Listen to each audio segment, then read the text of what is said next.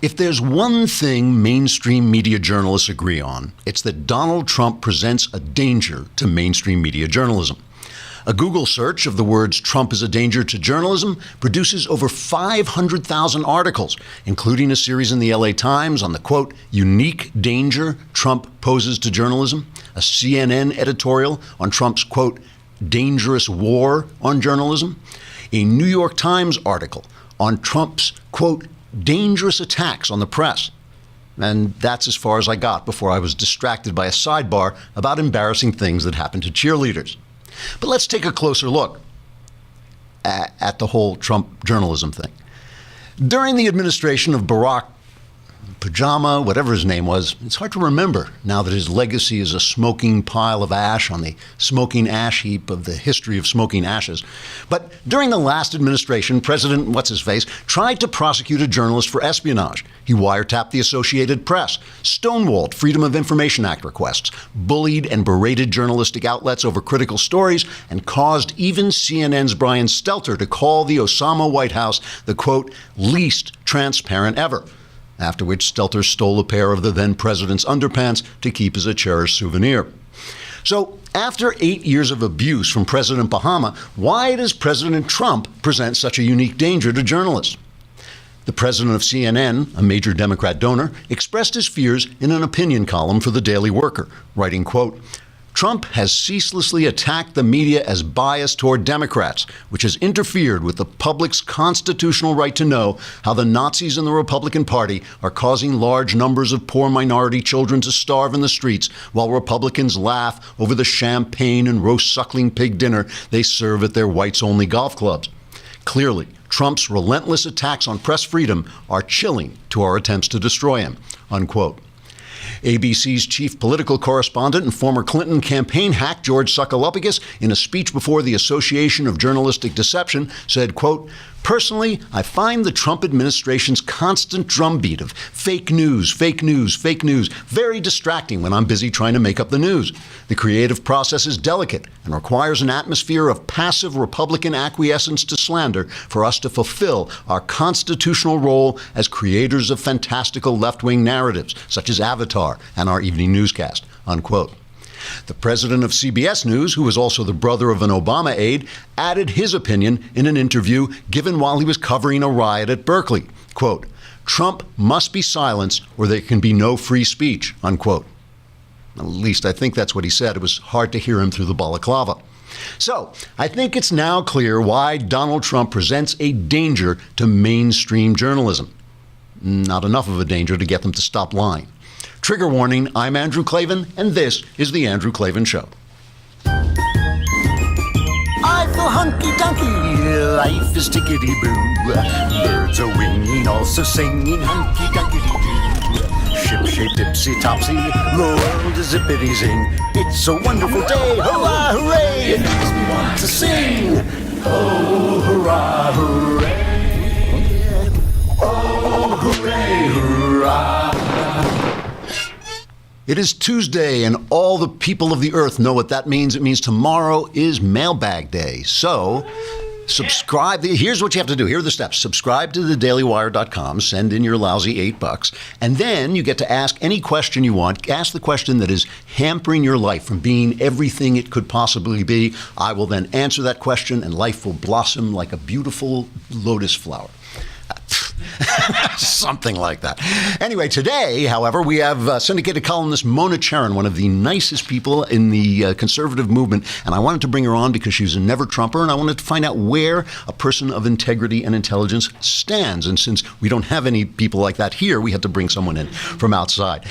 All right, so I just want to look at the news. Oh, before I do that, I have to talk about stamps.com. I almost forgot because we love the post office. We are this is the one part of the government that actually works, the post office. It actually does work. People complain and complain about it, but when you think of the amount of mail they handle and how often it arrives on time and where it's supposed to, unbroken and all that stuff. They really do a great job. The only problem is standing on line at the post office for days and days on end until slowly you starve to death and you're just a little kind of pile of bones on a post office line. That doesn't work for me, you know. So that's why you use Stamps.com, because Stamps.com essentially brings the glory of the post office right into your computer.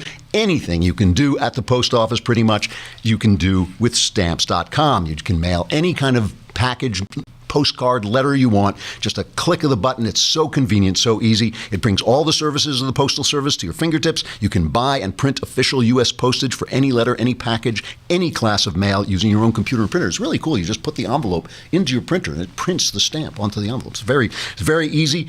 They'll send you a digital scale so you can calculate exactly how much postage you need, and it will even help you to decide what class of mail you should use so your stuff gets there when it should. Right now, you too can enjoy the Stamps service with a special offer that includes a 4-week trial plus postage and a digital scale without long-term commitments. Go to Stamps.com, click on the microphone at the top of the homepage and type in Klavan, Klavan, Stamps.com, enter Klavan. Stamps.com. You never have to go to the post office again. Avoid being a pile of bones online at the post office. All right, I want to look at this story that happened yesterday, just to show you how the media creates fake news. I mean, you could watch every single step of it. You know, the New York Times this morning had an op-ed in reaction to the French election, right? It was by David Leonhardt. He was filling in for David Brooks. And it was called A French Lesson for the American Media. Now, during the French election, Macron's emails were hacked, right? And the French press essentially just did not cover it. So here he writes, the hacked emails from Emmanuel Macron's French campaign appear to be spectacularly mundane, according to people who have read them. So he doesn't know, but according to people who have read them, they're mundane. They include briefings on issues, personal exchanges, and discussions of the weather. No doubt they also include some embarrassing thoughts, but so far they are notably lacking in scandal. Does this description remind you of anything? Yes. Last year, Russian agents stole thousands of emails from Hillary Clinton's campaign and published them via WikiLeaks. The dominant feature of the emails, according to David Leonhardt, was their ordinariness. Despite the mundane quality of the Clinton emails, the media covered them as a profound revelation. The tone often suggested a big investigative scoop, but there was no scoop. It was material stolen by a hostile foreign government, posted for all to see, and it was only occasionally revealing. It deserved some coverage, but far less. The overhyped coverage of the hacked emails was the media's worst mistake. In 2016, one sure to be repeated if not properly understood. Television was the biggest offender, but print media was hardly blameless. The sensationalism exacerbated a second problem with the coverage, the obsession with Clinton's private email server. In other words, why didn't we cover up for Hillary Clinton? Why did we let these embarrassing news stories get out? Can you imagine him saying we covered too many embarrassing moments of Donald Trump? Why did we cover when Donald Trump said, oh, when you're a celebrity, women will let you do things? Everybody knows that's true. Why did we even cover it? Why? You know, that's the New York Times op-ed tomorrow. You know, it was like, why didn't we cover up for our candidate? That's essentially what he's asking. We have to learn from the French, cover up for your candidates. Now, what's touching about this, what is so touching about this is it's like a guy who doesn't understand that his pants have fallen down. He does not understand that nobody cares what the New York Times covers anymore. The internet would have covered it for them, and they would have just looked like they were doing exactly what they were doing. And the second thing is, the reason you don't do that is because you're all Democrats. You're all Democrats. You have no way of telling what's important. You have no way of judging what's important. You have no one next to you that you can turn to and say, excuse me, as a conservative Republican working at the New York Times, do you think this is a big story? Would you cover this? You don't have that person there because you're all Democrats, okay?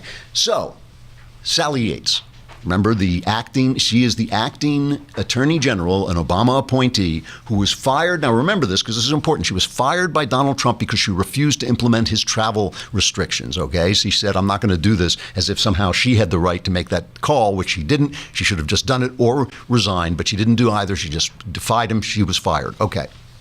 So she went to testify before the Senate Judiciary Committee that she had warned the Trump administration that Michael Flynn may have done something wrong and had lied to Vice President Mike Pence, who we now just call Mensch. We've just strung we like Mike Pence so much, we've just strung his name together into Mensch. But the thing is, we don't know what any of this was. We know that Michael Flynn spoke to the Russian ambassador, nothing wrong with that, and he was going to be he was appointed the national security advisor, right? And we know that he said that he didn't discuss with the Russian ambassador anything about the sanctions that Obama had put on the Russians to punish them for their email hacks, okay? But we don't know what he said. Nobody has told us what he said. So for all we know, he mentioned it offhandedly and forgot about it and didn't actually lie to Pence, but just actually forgot about it. That's a possibility. I'm not saying that's what happened. I'm just saying that's all we know. We don't know anything about this, okay? So now she goes before Yates, the former attorney general, acting attorney general, goes before the Senate and says that she's going to tell them, which we already knew, that she had warned them. This is how they found out that Pence was lied to, and then 18 days after this warning, Flynn was fired. Now let's listen to CBS. This is cut 4. This is CBS prepping this before it happens. Possibly this would be the most dishonest 30 seconds of television you've ever heard if you hadn't heard everything else that's on CBS. So listen to the way they prep this. Testimony on Capitol Hill today could reveal explosive new details about the alleged ties between the Trump campaign and Russia. Former acting attorney general Sally Yates will appear before a Senate committee. Sally Yates was an Obama administration holdover and a key figure in the Russia investigation. She was fired soon after warning the White House about then National Security Advisor Michael Flynn's conversations with Russian officials. Okay, so it's going to be explosive. First of all, they haven't heard it, but it's going to be explosive.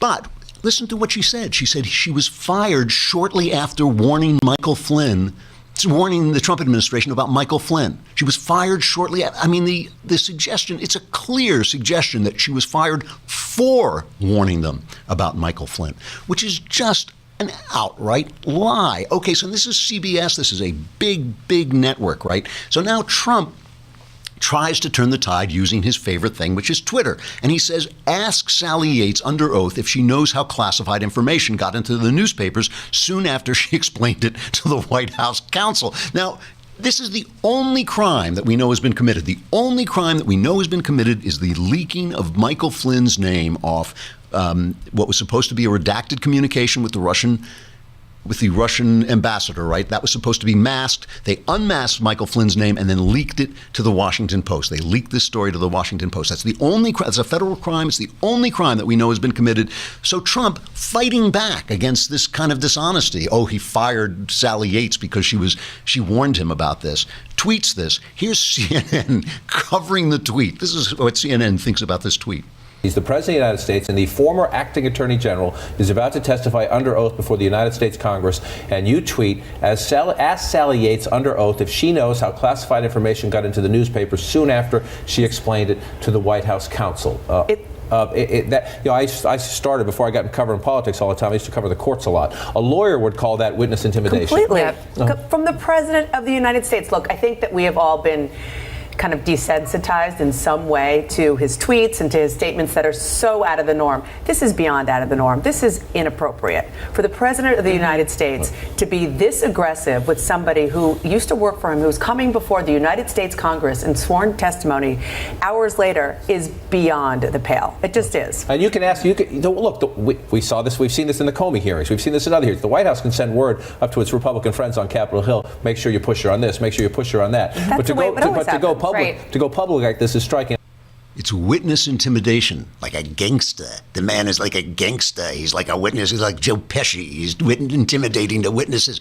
He's not intimidating her. He's fighting back against you guys, against John King and Dana Bash and the people over at CBS. He's fighting back against you. He's not trying to do anything to her. He's just trying to get around you because you lie, because you're all Democrats. I mean, it's just, they don't see, they really don't see what's right in front of them. All right, so now Yates takes the stand and she testifies. So let's have a cut of her.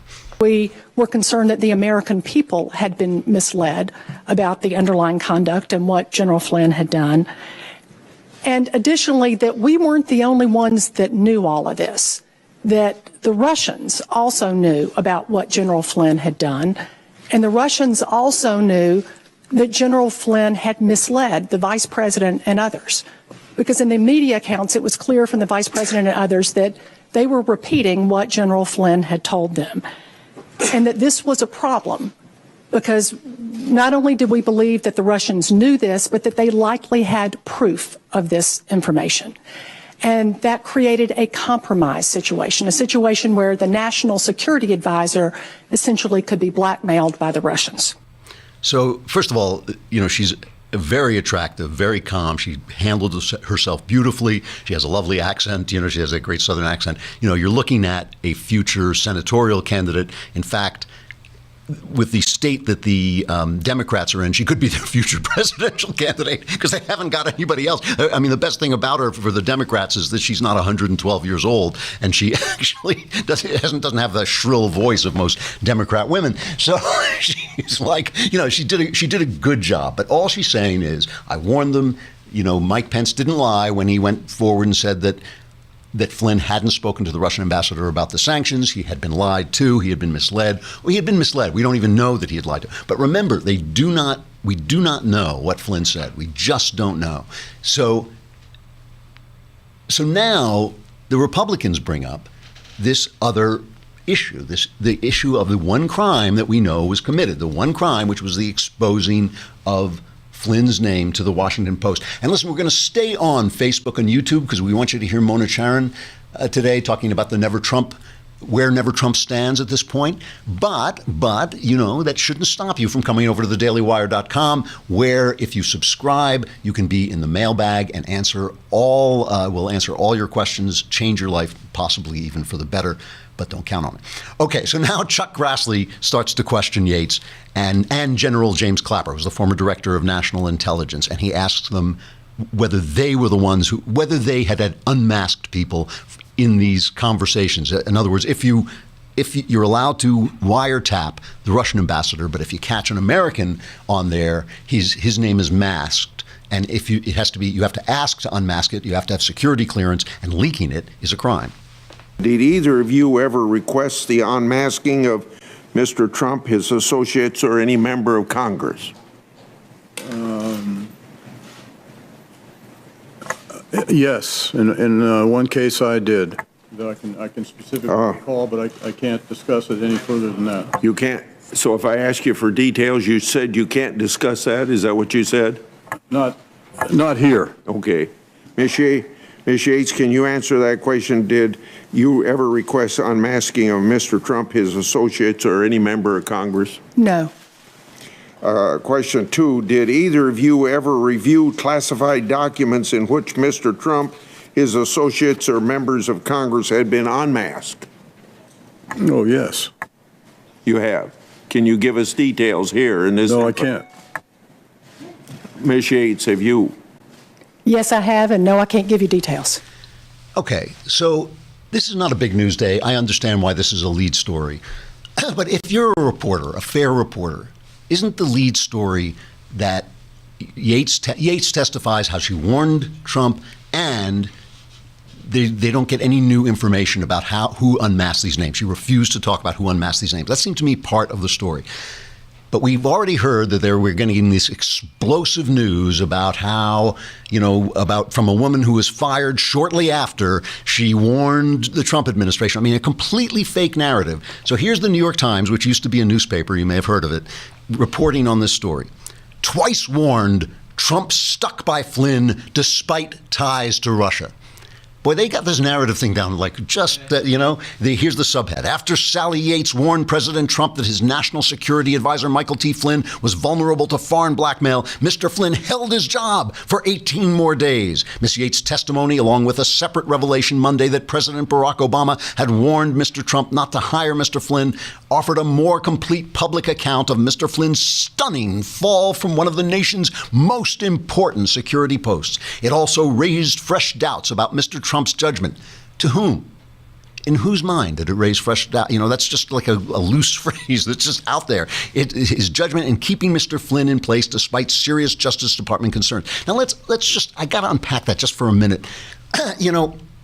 somebody comes into your office and tells you that somebody you trust and believe in has done something wrong, 18 days is not too long to wait to fire him, to find out what's going on, and to fire him and to think it through and to make sure you're treating him fairly and all those things. This is not a scandal, And by the way, there's also a second front page story, how the White House explains waiting to fire Flynn. How they explain. I mean, it doesn't take that much explanation. The fact that Obama, Sean Spicer dealt with this the other day. The fact that Obama didn't like Flynn. Flynn was a constant critic of Obama's policy regarding ISIS. Flynn was right. Obama was wrong. Obama kept saying ISIS isn't that big a threat. Flynn was like writing books about how crazy he was.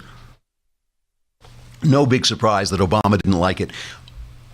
And then afterwards, Trump tweets, biggest story today between Clapper and Yates is on surveillance. Why doesn't the media report on this? # fake news. I mean, look, I don't know. It seems to me this whole Trump collusion thing just seems like an absolute smokescreen. It seems absolutely nonsense. Maybe Paul Manafort was doing stuff with the Russians. Paul Manafort got fired again. Trump was getting his sea legs. This does not seem like a big story to me. They have even Dianne Feinstein said she had no proof of it and all this stuff.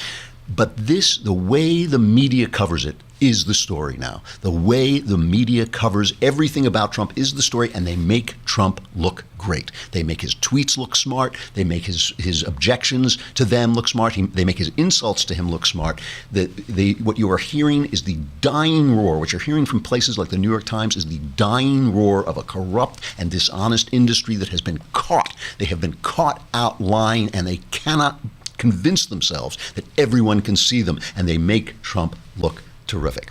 All right, let's bring on Mona Charen. I'm so glad to have her on. She is a syndicated columnist and political analyst. She lives in Washington, D.C. She's a senior fellow at the Ethics and Public Policy Institute and host of the Need to Know podcast, as well as the author of 2 New York Times best-selling books, the 2003 book Useful Idiots, How Liberals Got It Wrong in the Cold War and Still Blame America First, and her 2005 book Do-Gooders, How Liberals Hurt Those They Claim to Help and the Rest of Us. Useful Idiots, by the way, I've read both these books. Useful Idiots, if you've never read Useful Idiots, you got to read it. It's just about how the left gave cover to the communists during the Cold War. It's really so well researched. It's so well written.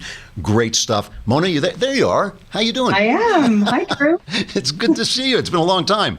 Likewise. Agreed.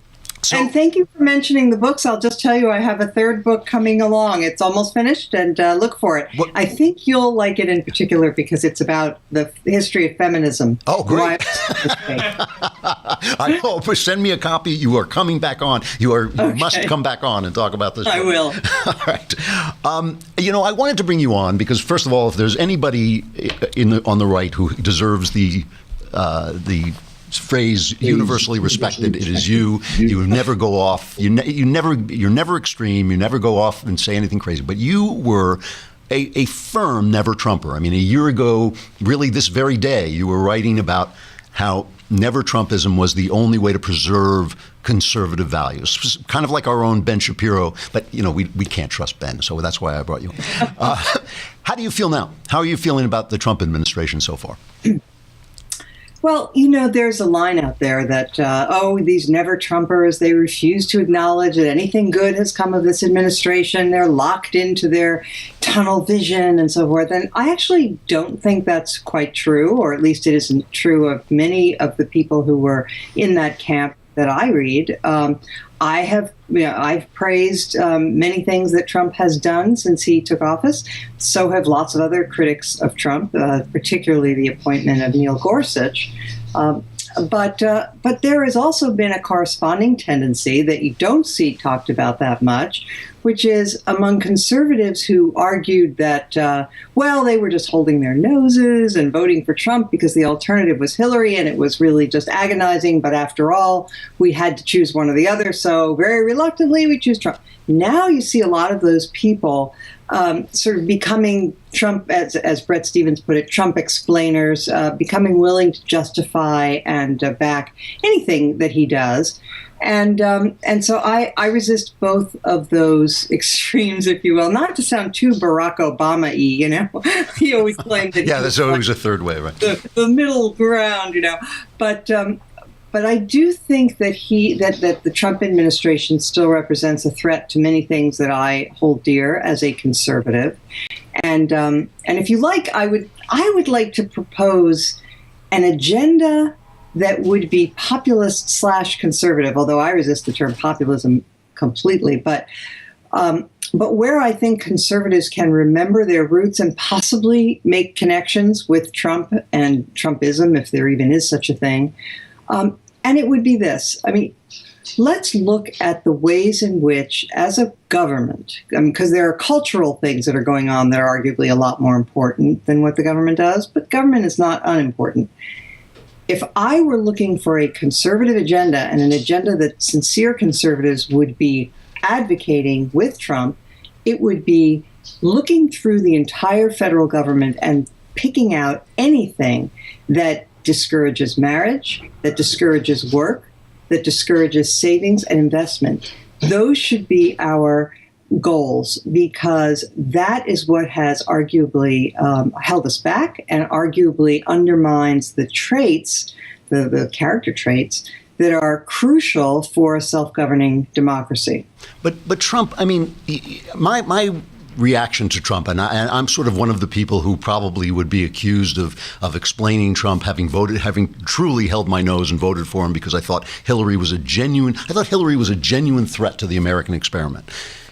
When I accepted that Trump was basically a constitutional Democrat, like in his heart, I think he's kind of a Democrat, but the stuff that has happened, Gorsuch, the new slate of 10 judges he's proposed for the appellate courts, the rollback of regulations, things I never thought I'd live to see, basically.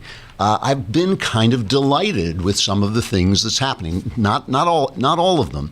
But if George W. Bush had done as much as Trump had done, didn't we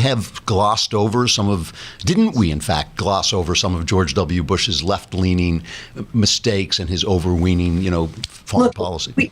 We all have a tendency to be tribal. We all have a tendency to want to defend our own side and attack the opposition. That's natural, and you can't really eliminate it entirely from the human heart. But you can attempt, at least, to be fair-minded. And I get the sense among many people that that has been thrown out the window, that there is no interest in fair-mindedness and being faithful to the truth as you see it. Instead, all that seems, well, not all, but there is a definite flavor on the right of wanting just to put a stick in the eye of the opposition and watch them scream in pain. And if that happens, that makes our side happy. I find that you're kind of happy, Mona. I got to admit. but go ahead. So in the long run, I don't think that's the best. Look, obviously there are certain things that I celebrate with you and Gorsuch and the court nominees. It's very, very important, but it's not the only thing. And people should not feel shy about speaking up when this president does things like say, this so-called judge has issued a ruling. Now, admittedly, he followed the law, so that's great and quite reassuring, I might add. But when he lies, when he says, I'm going to release my tax returns and then doesn't, when there's evidence of really the kind of corruption which, let's face it, if it had been Chelsea Clinton over in China, as we saw Jared Kushner recently, selling visas to come to the United States for $500,000 contributions to his business. Imagine if Chelsea Clinton had done that, what people on our side would be saying. And so my plea is, don't become someone who just is blinded to your own side's faults and says, I'm going to overlook that and be, hypocritical. I think we should try to be straight and honest and call them out when they do really shameful things. That selling of visas, hard to imagine how anyone could even begin to justify that. And what to your mind right now as we sit here, let's talk about it politically for a minute. What is the worst thing about the Trump administration as it's unfolding? The worst thing at the moment, believe it or not, is the failure of the president to hire enough people. There are all of these federal bureaucracies that are sitting empty. They've got a cabinet secretary and nobody underneath, except then, nobody in those political slots.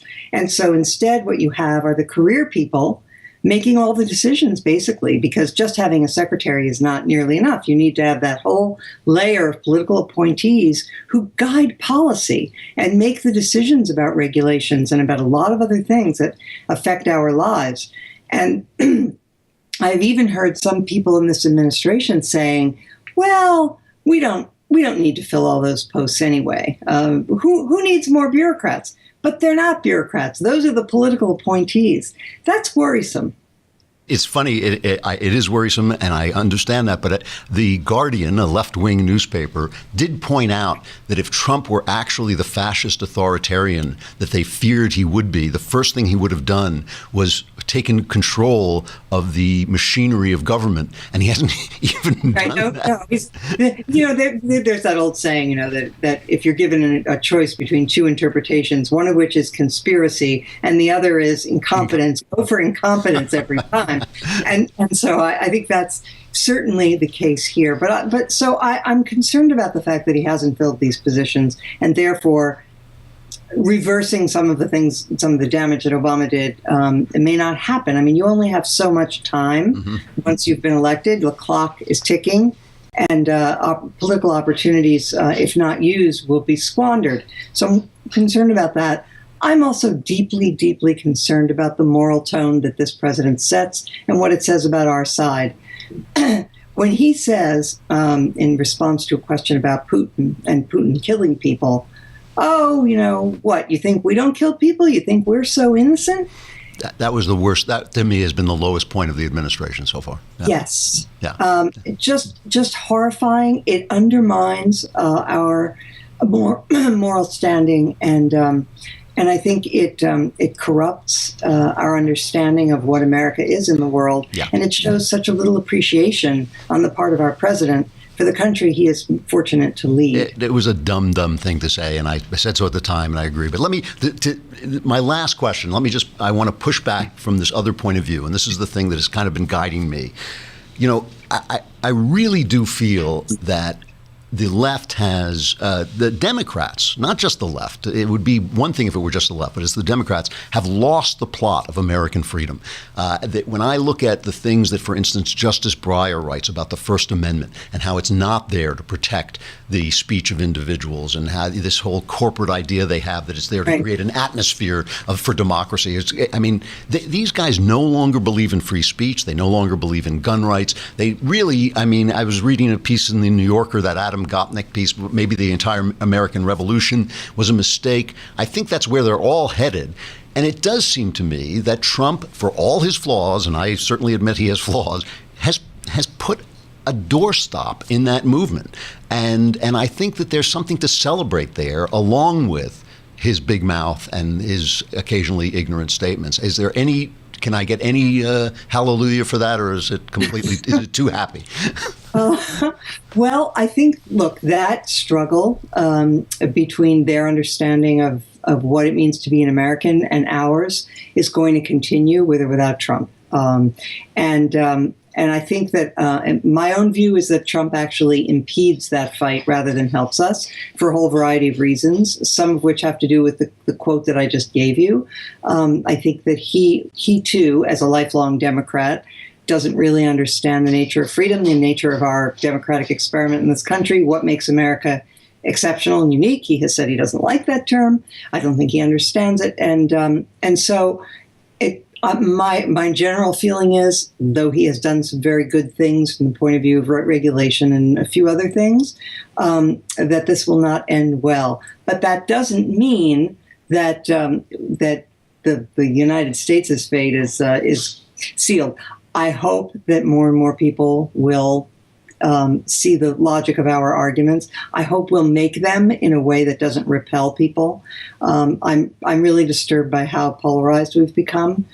maybe I'm nuts, but I still believe in persuasion. I still think there's a chance for bridge building and trying to find common ground, even though they drive us crazy. I still think it's worth the effort. You know, I knew bringing you on would be a tonic, because you really do address these in a calm way, address these issues in a calm way. It's great talk. It's always great to see you. Where can people find your stuff? Okay, so they can read me on nationalreview.com. They can look up my columns as well as my podcasts on ricochet.com.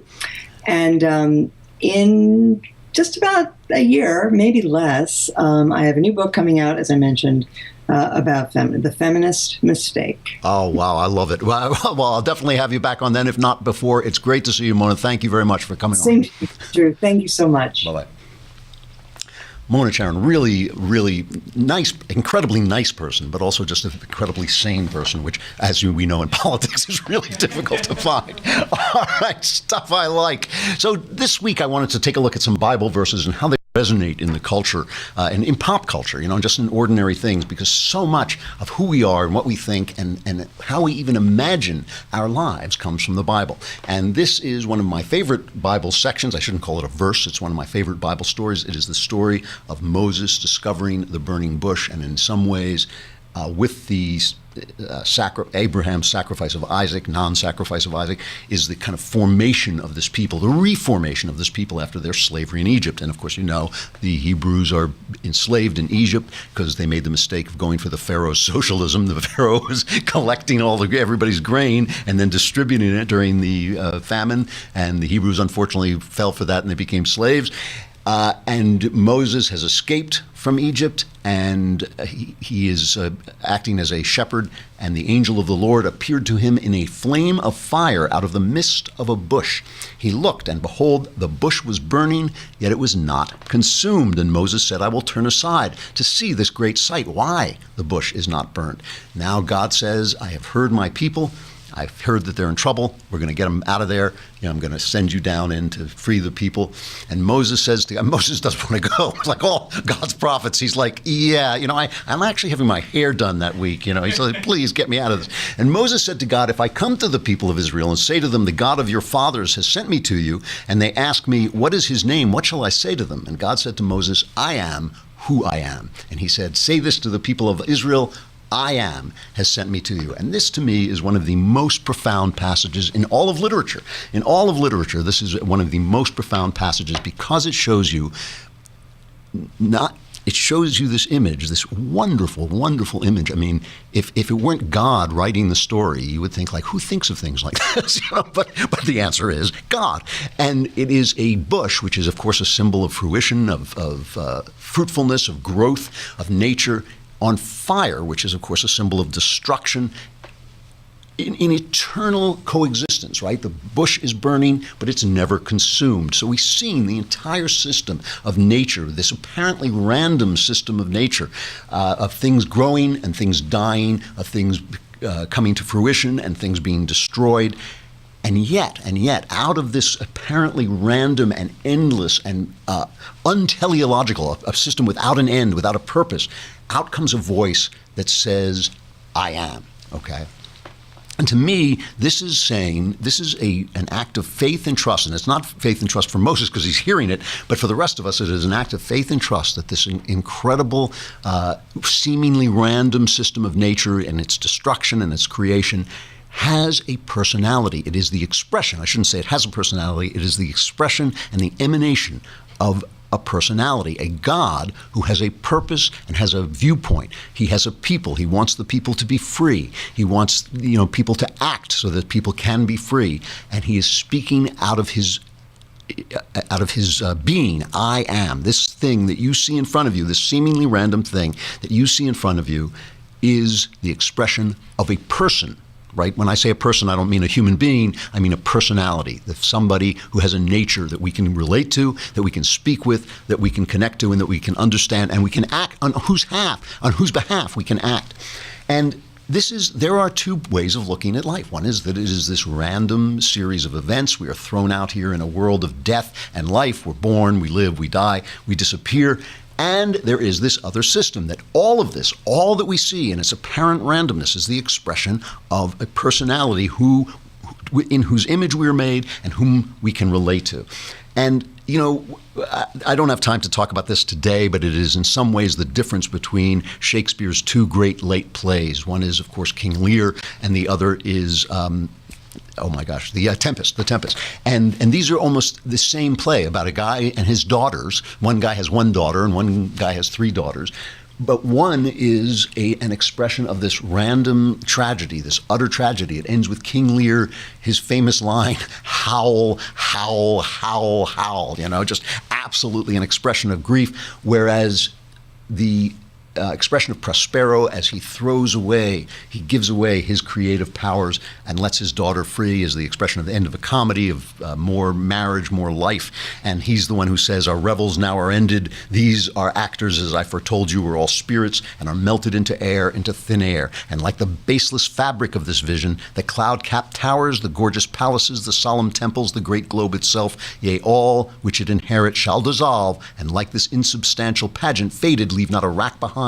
We are such stuff as dreams are made on, and our little life is rounded with a sleep. And of course, in one sense, that talks about life as kind of an illusion, the same illusion as the theater, but the theater is written by somebody and dreams have a dreamer. And so he's really talking about a kind of order, that our life is grass, we come, we go, and yet there is something bigger that is guiding his life. And Prospero's fatherhood is filled with value and authority and understanding in a way King Lear simply is not.